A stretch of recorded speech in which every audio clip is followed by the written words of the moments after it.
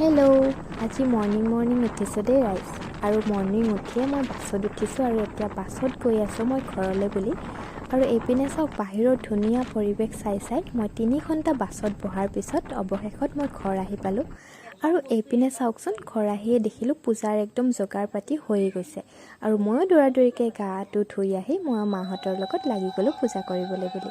আৰু এইপিনে চাওকচোন, পণ্ডিতজীয়ে যেনেধৰণে আমাক নিয়মবোৰ কৈ গৈছে, আমিও তেনেধৰণে পূজাখিনি আগবঢ়াই নিবলৈ চেষ্টা কৰিছোঁ। আৰু যিহেতু আজি আমাৰ শিৱ মন্দিৰ ভাগ লৈছে, সেয়েহে আজি ঘৰত পূজা পাতিছে।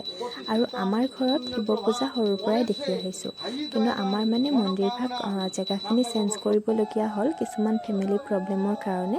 আৰু সেয়েহে আজি ইয়াতে আমাৰ মন্দিৰ ভাগ স্থাপিত কৰা হ'ল আৰু এনেদৰে পূজাখিনি কৰিবলগীয়া হ'ল। আৰু চাওকচোন, এইপিনে ব্ৰাহ্মণে মন্ত্ৰ কৰি আছে, আমাৰ দেউতাহঁতে মাহঁতে আমি চবেই মিলি সহযোগ কৰি আছোঁ। যিহেতু নতুন মন্দিৰ স্থাপিত কৰিলে হোম পুৰিব লাগে বুলি জনা যায়, সেয়েহে হোম পুৰি আছে ইয়াতে। আৰু অৱশেষত আমি সকলোৱে মিলি পুষ্পাঞ্জলি দিলোঁ।